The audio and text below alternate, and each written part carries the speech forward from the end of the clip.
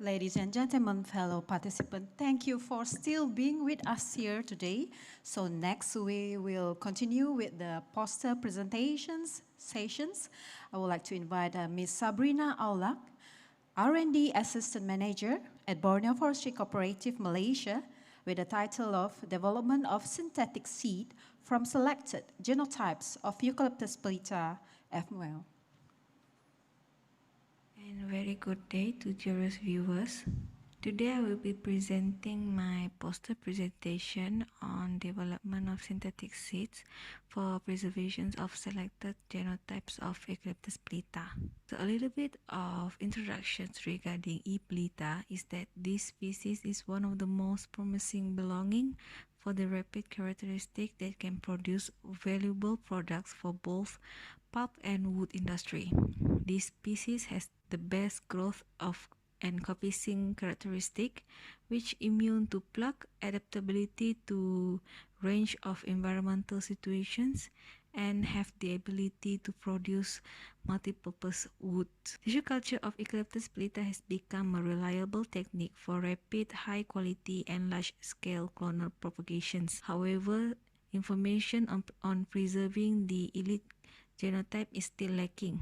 So with such information, it can be useful for preserving elite genotypes, preventing aging during the incubation period. So to our knowledge, this is the first report on developing synthetic seeds for Eucalyptus pelita. Even though other has report on 3 species regarding synthetic seeds, but not encounter with E. pelita has been detailed. So in order to study more detail into this research, we came out with an objective to develop successful and efficient method of creating synthetic seeds using various concentrations of sodium alginate and calcium chloride for encapsulations, and to examine the temporal effect of storing the synthetic seeds on germination and the survival. So as for the raw materials, the copies of the E. pelita were taken from mini cutting in hedges, and the explant were surface sterilized using commercial Clorox, commercial sodium hypochlorite within 50%, and the explant were inoculated into MS medium to induce the shoot, which this shoot from the microshoot will be used as the main source for encapsulation purposes. The microshoot were encapsulated using different range of sodium alginate and calcium chloride, which started from 2% until 4%, and then stored for 30 and 60 days. And after that, the encapsulated microshoot were then regenerated back into the MS medium to examine the germination rate. So as for the result, different combinations of sodium alginate and calcium chloride has been employed to efficiently optimize the conversion ability of the encapsulated microshoots.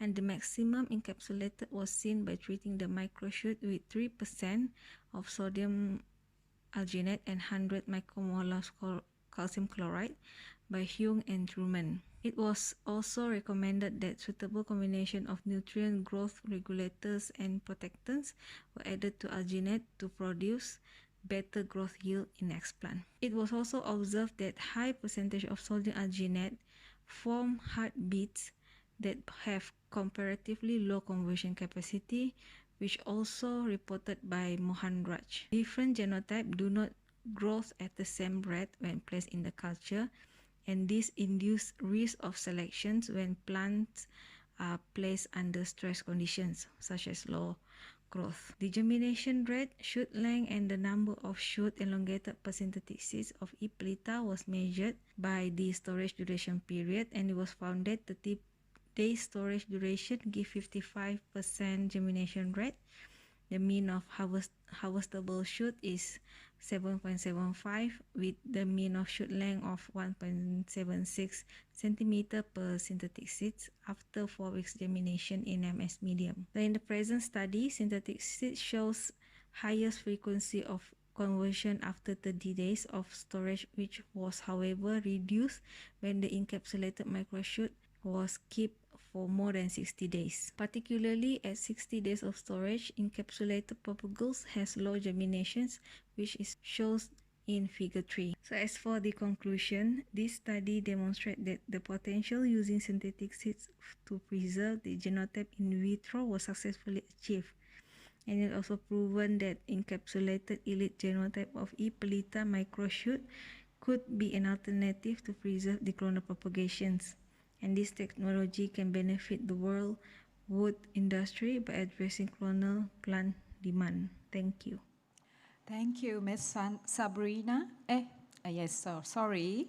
Next, we have Miss Sandra Sherry, a lecturer from La Plata University, Rio Negro University, Argentina, with the title of In Vitro Propagations of Vachellia cavern.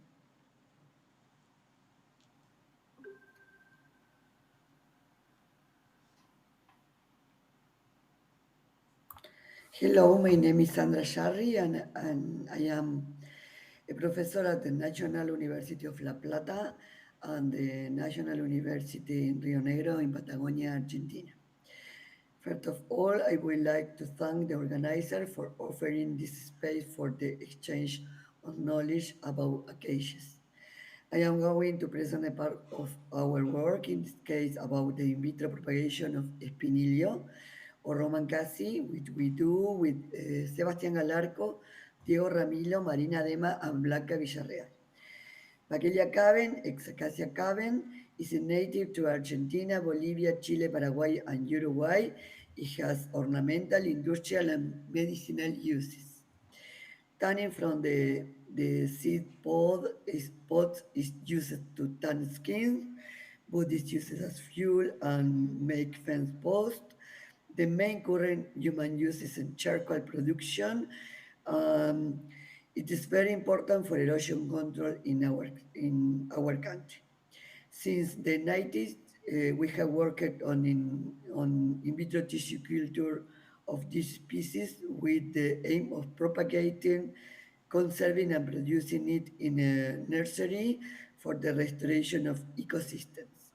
We have generated some publication on both embryogenesis and organogenesis in order to micropropagation. This work shows one of the possible pathways of micropropagation. The objective of this work was to adjust the in vitro propagation of Acacia caven via somatic embryogenesis and microcuttings.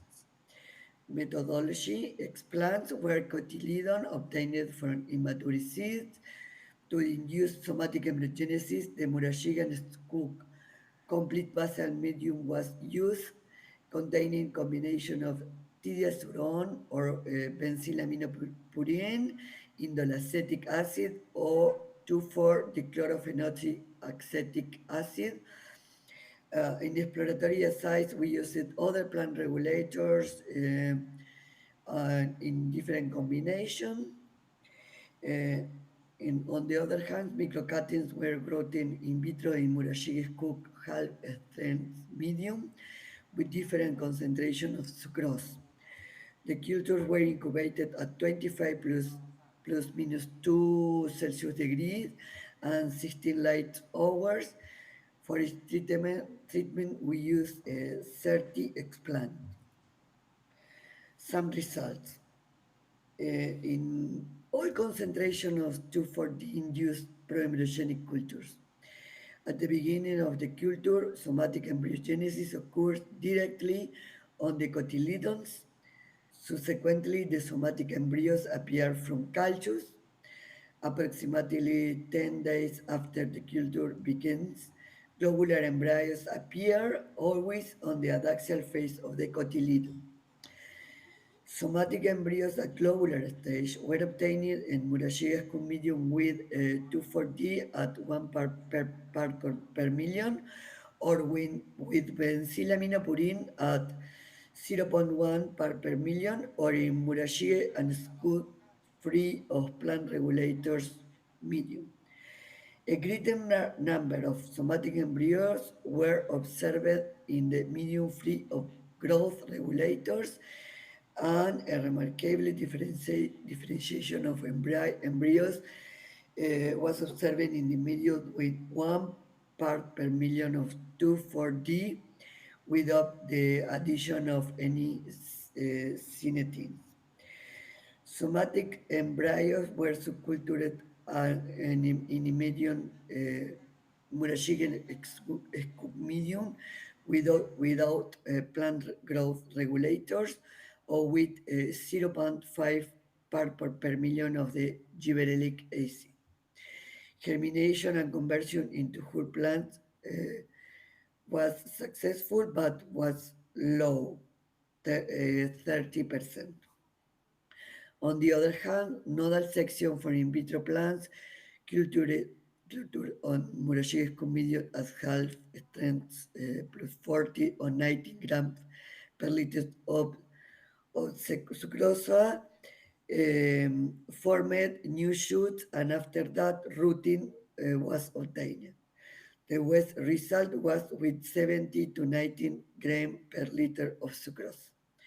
In conclusion, somatic embryogenesis from cotyledons and in vitro routine of microcatenations were adjusted. Of the cotyledonary stage, somatic embryos, 30% germinate into seedling that could be successfully transferred to pods.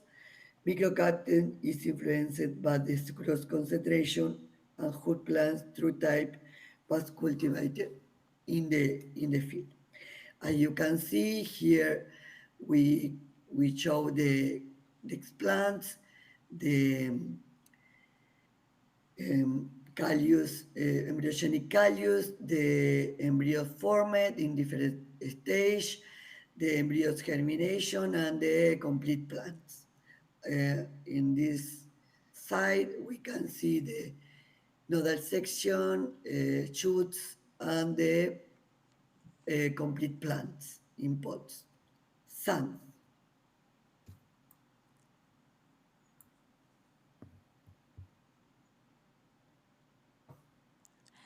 Thank you very much, Dr. Sandra. Next, we have Dr. Arunachalan Shanti, a researcher from Institute of Forest Genetics and Tree Breeding, India, with the title of Estimations of Outcrossing Rate in the First and Second Generations Orchards of Acacia auriculiformis. Good evening to all. I want to share my research experience in Acacia auriculiformis. 2 decades before the Institute initiated the tree food program on Acacia auriculiformis with the help of CSER Australia. They have the base populations, and from the base populations, they have raised the second generation's populations. So almost the first and second generations populations of acacia in different families were assembled in the different locations of Tamil Nadu as well as Kerala. The breeders, they have selected some of the high-yielding families were shortlisted. So another aspect among the orchards, the one orchard having a problem of seed setting as well as the low germinations. So we want to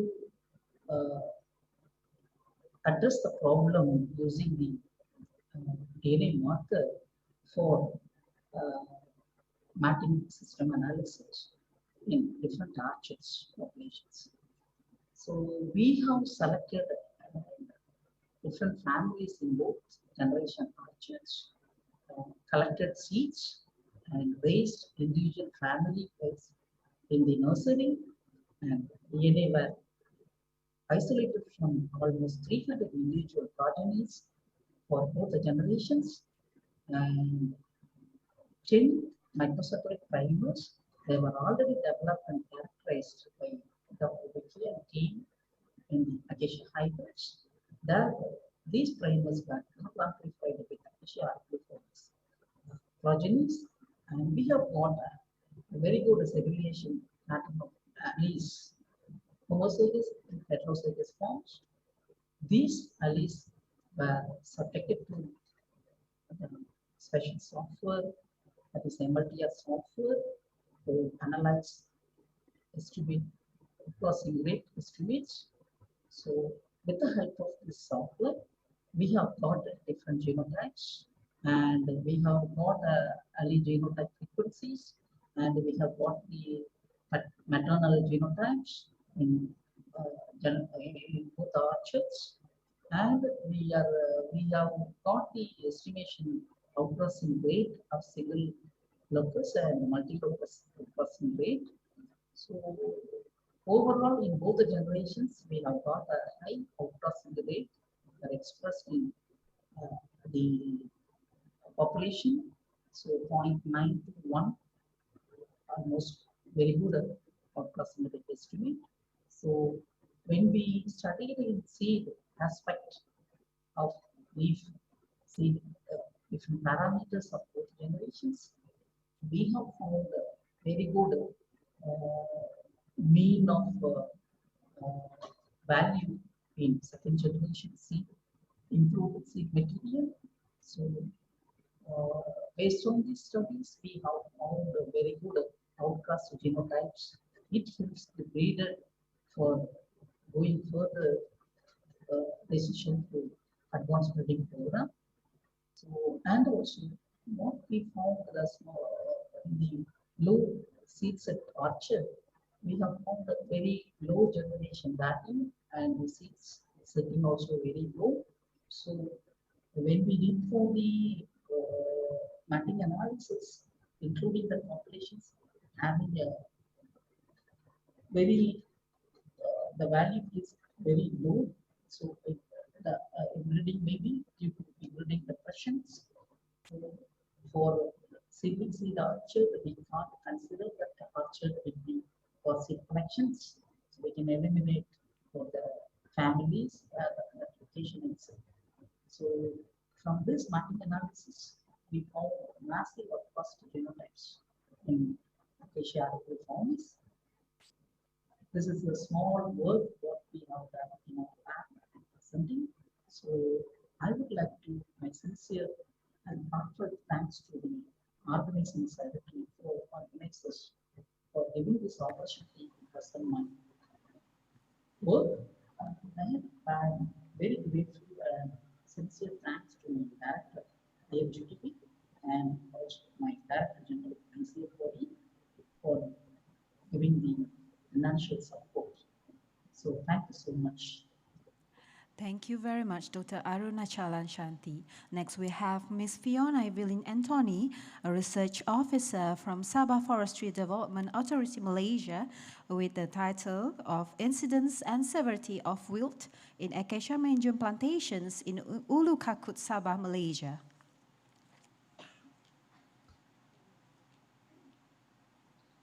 Good day, everyone. I would like to introduce myself. I'm Fiona Evelyn Anthony and currently attached to Sabah Forestry Development Authority, in short, SAFODA. I'm currently pursuing my postgraduate study at University Malaysia Sabah. The title of my poster is Incidences and Severity of Vascular Wilt in Acacia Mangium Plantation at Safoda Ulukukut, Sabah, Malaysia. Acacia mangium is a leguminosae fixing nitrogen, easy to plant, superior growth, and suppose lack of serious pest problem. It was first introduced in Sabah in 1966 and planted as a fibrate. As on June 2021, only about 43,589 hectares of Acacia mangium covers in Sabah. As of Safoda, it has 1,500 hectares planted with Acacia mangium at Ulu Kukut Plantation. The alarming emergence of a fatal situation of rate of mortality more than 50% certainly warranted studies to further explore about the incidence and severity of wilt disease situation in acacia stands in Safoda Plantation. I will go direct to the methods and materials. The study site is at Safoda Plantation at Ulukukut, which is situated between Kota Belud and Kota Marudu. Prior to conducting survey, all scientific data, such as silviculture regimes, plantation size, and other relevant information of the plantation obtained from the regional office. Field staff involved were trained to familiarize symptoms of wilt. There were 7 plots established with 7 age class planted from year 2011 to 2017. The size of each plot is 50 meter by 50 meter, and it is complete randomized block design. 2 observations were conducted with 3 months interval. The survey and assessment of disease and symptom score were adopted from FRAME. Based on the results obtained, there were high incidences of wilting on trees planted in year 2016 and 2017. There were also significant correlation on the 2 observations between trees age and disease incidences and symptom severity index. In conclusion, the results show a high incidence of wilt on acacia trees at younger stands at Ulukukut, Safoda. So with that, I would like to take this opportunity to thank Safoda to provide a venue for the study and supporting the study all the way. And I acknowledge and thank you to University Malaysia Sabah too for providing me grant to conduct this study. All the references on the poster being used for this study. And with that, I end my presentation. Thank you very much. Thank you very much, Ms. Fiona Evelyn. Next, we have Ms. Sulimawati Supuf, R&D Officer from Borneo Forestry Cooperative Malaysia, with the title of Improving Efficiency in Micro-Propagations of Eucalyptus pelita.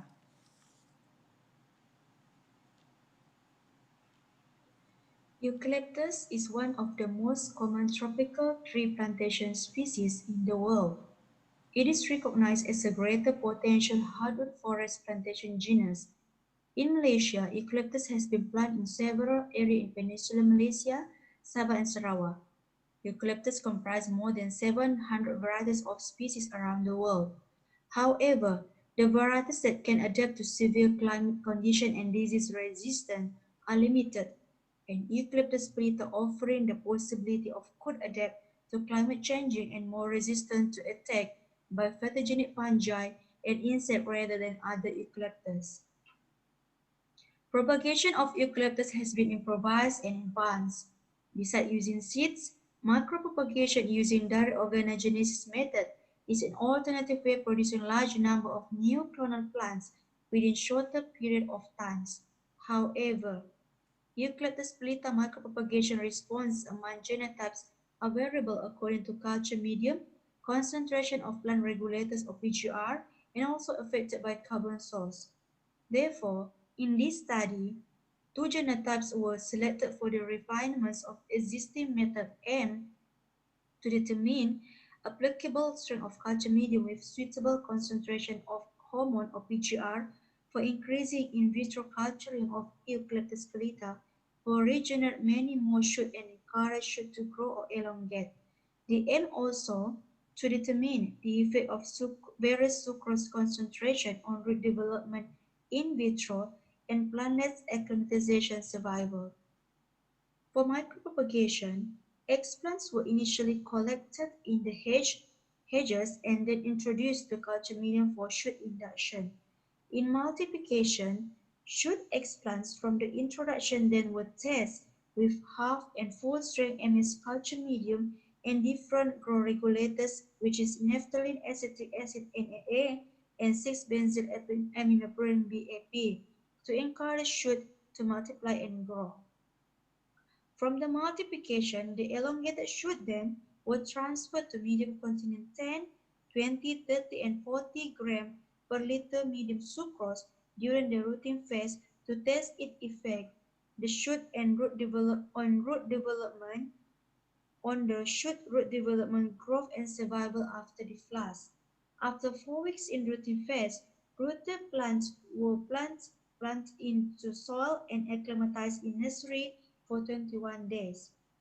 From the experiment being conducted on 2 genetics of Eucalyptus pelita, the results indicate that full-strength MS medium with combination of 0.1 mg per liter NAA and 0.25 mg per liter medium BAP increased elongated shoot productivity from the shoot expand is shown in Table 1 and Figure 2.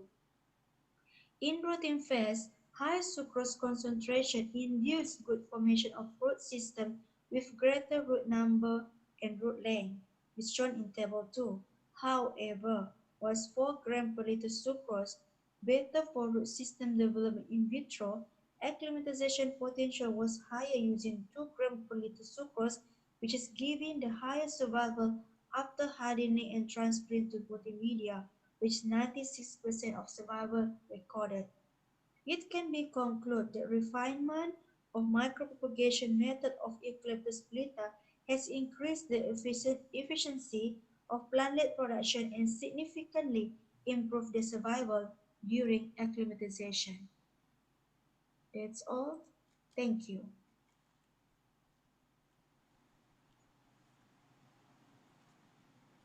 Thank you very much, Ms. Sulima Watisa.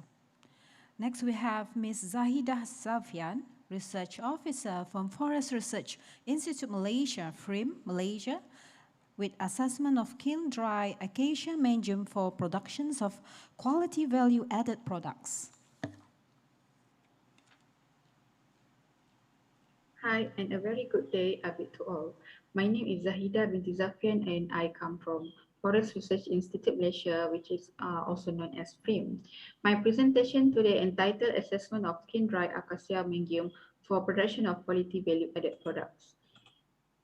This project, FRIM, has started a collaboration with STIA, which is Sambah Timber Industry Association, in order to optimize the quality of the kiln-dry acacia timber produce, which can be subsequently used in the production of laminated truck flooring and other wooden products. As we all know, acacia faces a lot of drying problem. One of the major problems is the occurrence of the moisture wet pockets in the lumber. This is mainly due to the inherent characteristic of the lumber. Wet pocket may lead to uneven moisture content within lumber and subsequently result in collapse and internal check. Furthermore, the acacia also experience wood defects such as check, cut, spring, and this defect will increase after drying. Under this project, a series of commercial drying trials were conducted in selected timber processing mills in Sabah, Malaysia. The drying trials include the preparation of the sample boards in order for monitoring of the kiln drying activities, and also to determine the rate of drying and also to assess any physical changes or defects during drying.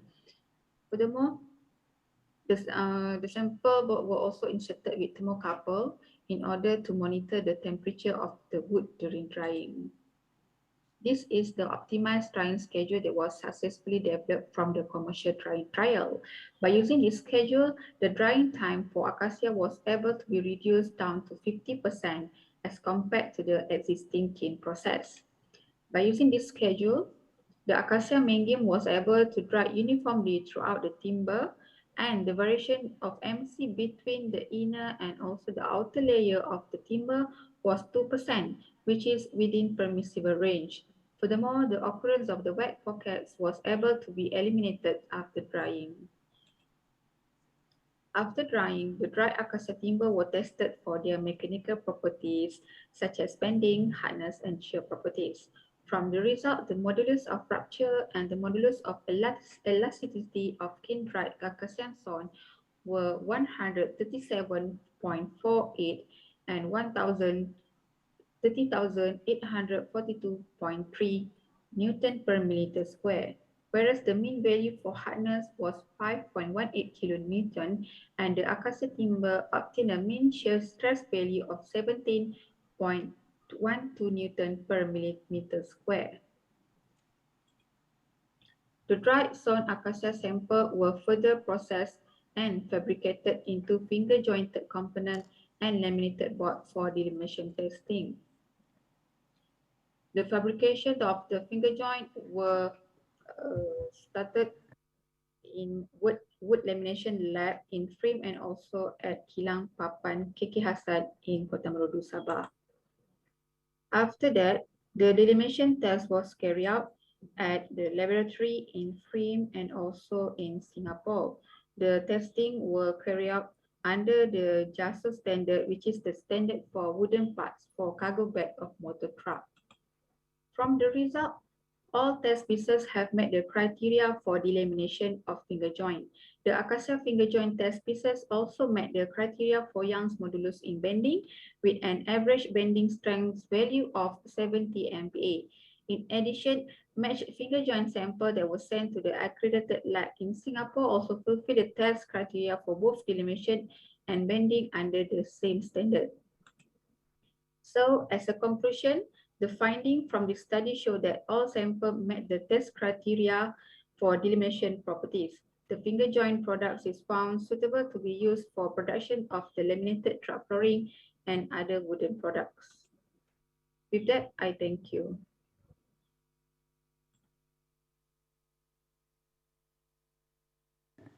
Okay, sorry. Thank you. So, thank you very much. Now we would like to invite Ms. Noor Fadila Wook, Research Officer from Forest Research Institute Malaysia, FRIM, with the title of Growth Variations in the Clonal Tests of Acacia Hybrid at Segamat, Johor, and Bintulu, Sarawak, Malaysia.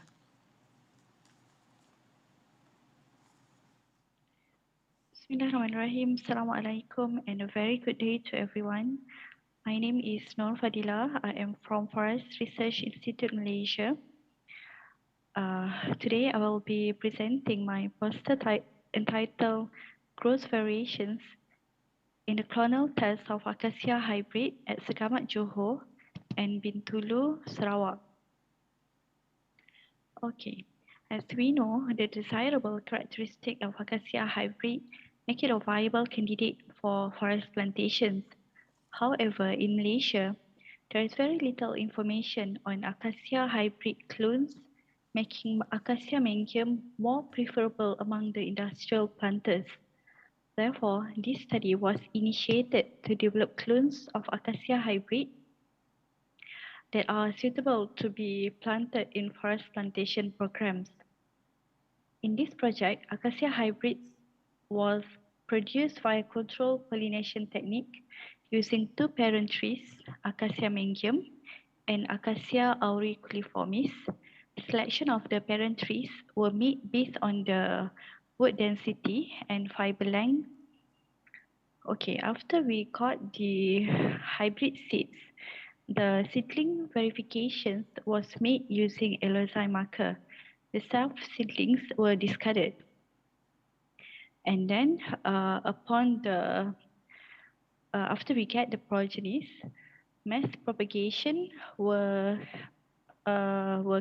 made via tissue culture.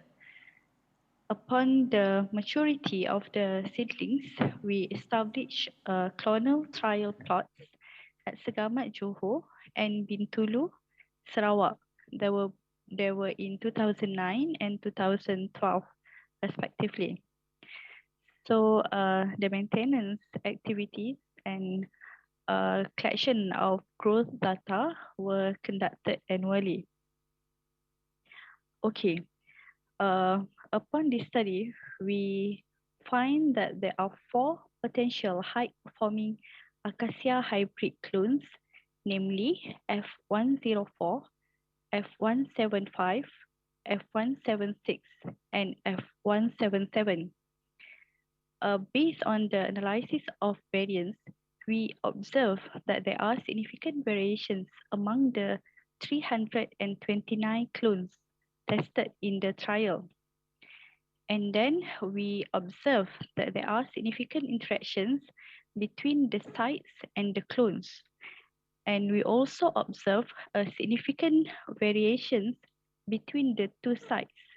In general, acacia hybrid clones grown at Bintulu are much better in terms of growth performance as compared to clones that were grown in Segamat, Johor.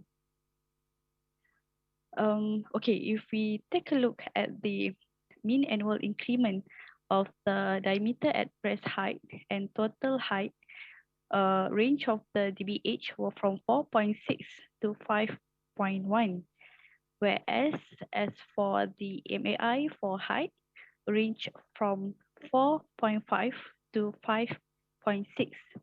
This is in accordance to the previous study by Sean and Mitlohner. The values of the MAI for DBH and total height were in accordance to the expected value for acacia hybrid. Okay, before I end, considering that acacia wilt disease is currently an imminent threat towards the acacia plantation, so we are considering to find acacia hybrid clones that are at least tolerant, or hopefully we get the resistant clones towards the wilt disease. I think with that, I thank you. Thank you very much, Ms. Norfadilawuk. Thank you to all poster presenters. Distinguished participants, ladies and gentlemen, we will be having the closing ceremony event in just a few moments.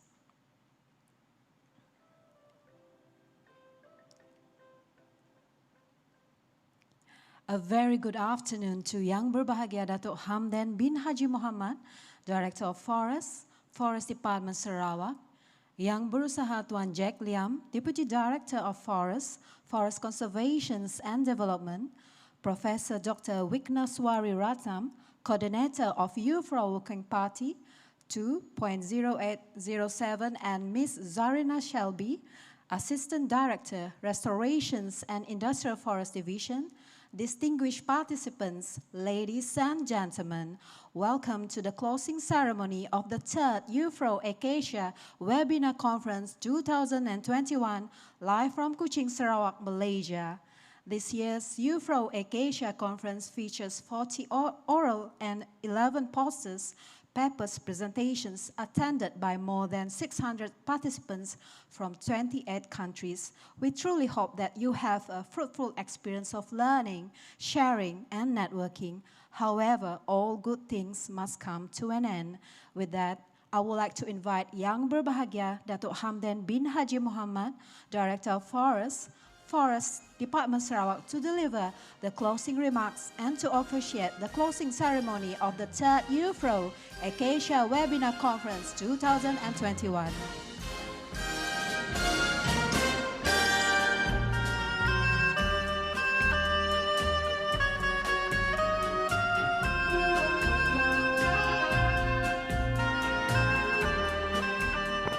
Thank you, Madam Anya. The Honorable Professor Dr. Wikneswari, Coordinators of IUFRO Working Parties, Yang Berbahagia Tuan Jack Liam, Deputy Director of Forest Department of Sarawak, Yang Berusaha Cik Zarina Shabli, Assistant Director, Restorations and Industrial Forest Division, dear speakers, moderators, participants, ladies and gentlemen, we have now coming to the end of this third IUFRO conference on embracing transformation for sustainable management of industrial forest plantations. It is a privilege and an honor to be entrusted to give a summary and closing remark at a virtual gathering of such eminent people from the international renowned research center, government agencies, universities, and industry. COVID-19 has brought unprecedented and unforeseen transformations in nearly every aspect of our life. This pandemic has stimulated digitalization process and across sectors, popularized work from home as a new norm, and highlighted importance of a resilient global supply chains in order to withstand black swan events like COVID-19. These new norms is forcing us, Forest Department of Sarawak, to rapidly adjust and build the future as we go. We have conducted quite a number of talks, seminars, and conferences in hybrid or virtual mode, but to conduct an international conference in a full virtual mode, this third IUFRO Acacia Conference 2021 is our first step to embrace this new norms transformation. Ladies and gentlemen, the theme of this conference, Embracing the Transformations for Sustainable Management of Industrial Forest Plantations, was set in year 2019, before the outbreak of the pandemic, to answer to the Sarawak State Government's call on the applications of technologies and innovations in upstream and downstreams of R&D. In a keynote address by Dr. Sananandan Nambiaya, he mentions that to reimage and transform plantations forestry in Asia, 4 main challenges should be addressed. Number 1, increase wood supply. Number 2, restore landscapes. Number 3, reduce the poverty. And number 4 is to mitigate and adapt to climate change. In order to ensure Sarawak to be able to embark on a full-fledged transformation, capitalizing on the mega trends around the world, all these 4 main challenges are well addressed in different strategic thrusts that focus on the transformations on economy competitiveness, social inclusiveness, optimizing the use of assets and human capital, digital and executions, and sustainable environment in the Sarawak post-COVID-19 Development Strategy 2030. For Sarawak, we already have a well-planned framework toward the transformations in all sectors, which include forest plantations too, as this is a very important sector that supports the economic growth of the state. The question now is how we are going to implement this planning. Ladies and gentlemen, as we all such event, this conference has been an outstanding example where our mind have been assailed by torrents of ideas, informations, statistics, interpretations, and visions. There is indeed plenty to reflect upon, and if this is a way enhance our individual and collective contributions to meeting the industry needs and challenges, then this conference can be truly be just a success. In this 3 days virtual conference, we have heard excellent presentations and sharing of 40 oral and 11 poster paper from 5 sessions that covered R&D, plantations and risk management, timber product and policies. We managed to virtually gather researchers, the industry, the scientists from the prominent research institutes from the different countries, as well as university students. In the first sessions, on industrial forest plantations policies, there were 3 speakers in these sessions. From Malaysia, Tuan Haji Kamurazaman Osman from MTIB, Professor Ahmad Mayudi from Indonesia, and Dr. Wu Tan Phuon from Vietnam. Each speaker has vast experience and in-depth involvement on government's policies at their respective place.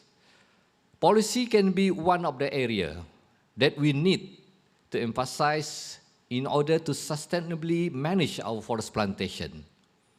Countries like Vietnam and Indonesia can be the role model for Sarawak, especially their policy in overlooking the smallholder or cooperative, where we can further the rural community in eradicating the rural poverty.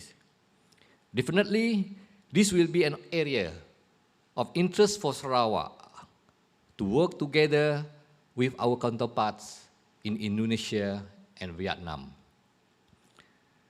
The decline in natural timber has prompted the need to develop industrial forest plantations to produce fast-growing material, to bridge the timber supply gaps, and to boost the economy. Therefore, in sessions 2, entitled Plantations Management for Sustainable Wood Productions, a few issues affecting the productivities of timber were addressed. Dr. Chris Howard, in his presentations, discussed the 2 main species, Acacia and Eucalyptus, in terms of productivity, pest and disease, plus other threats involved. However, I would like the R&D community to help us in developing the potential of our own native species to support the balance of our ecological biodiversity system. The sessions of risk management was quite a heavy and important topic to us, as it covered the most pressing issues on pest and disease management that affect the vitalities and productivities of our forest plantation. The important in implementing an effective targeted biosecurity measures in the Southeast Asia region to protect the region from forest health, from invasive pests brought by the movements of broad trade link with and outside, within and outside our regions was also discussed. Ladies and gentlemen, I understand that currently the forest plantations are planting more eucalyptus species such as Pelita, the hybrid, and these new findings will bring new headache to the planters, the breeders, and the researchers, as we are still struggling to mitigate the threat of ceratocystis and rot disease as well.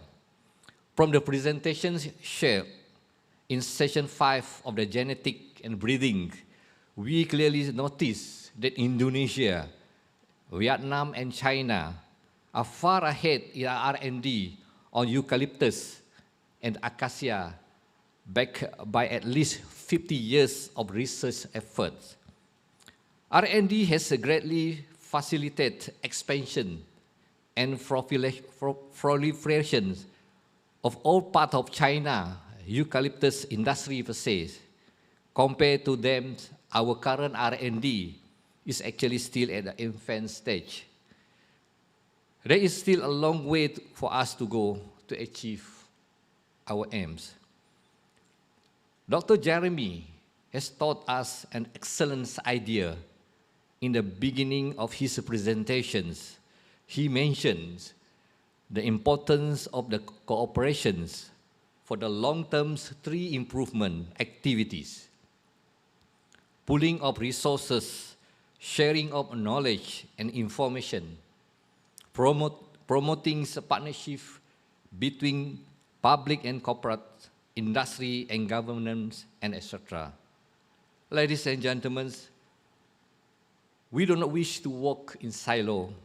We wish to work together with other stakeholders, academia, and neighboring countries who share the same interests. As the saying goes, alone we can do so little. Together we can do so much. So we should encourage collaborations for the growth and benefit of all relevant parties. I believe all the researchers and us here understand that R&D is not a magic show. This is particularly clear in the effort of genetic improvement of tree species, which generally take more than 20 years of continual research effort. I believe deeply we cannot solve the issues and challenges of our times unless we perfect our collaborations by understanding that we may have a different story, but we hold a common hope and aims that we may have not the same principle, but we all want to move in the same directions towards a better future for our industrial forests. Forest Department of Sarawak welcome strategic collaborations and partnership. Do contact us or our researcher here.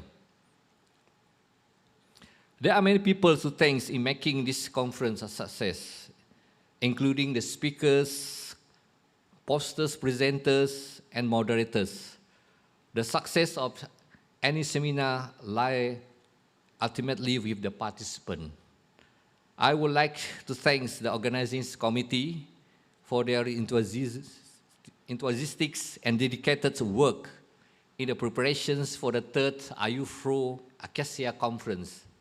This group of young researchers is brave enough to take challenges and put their heart and soul to make these events happen. Ladies and gentlemen, last but not least, I would like to thank IUFRO Working Party on Acacia Genetic and Silviculture for giving us this opportunity to organize this meaningful conference. We hope there will be more chances for us to work together with an organizations like IUFRO in the future.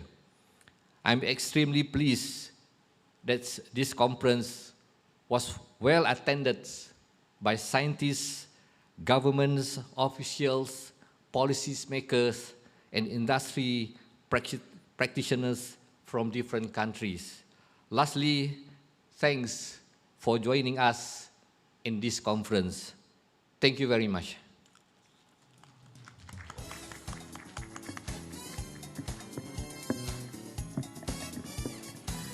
We have now come to the end of the third IUFRO Webinar Conference 2021 in the land of the Hornbill, Sarawak. On behalf of the organizing committee, we would like first to express our deepest gratitude to Yang Berbahagia Dato' Hamdan for your endless support in making this conference a reality.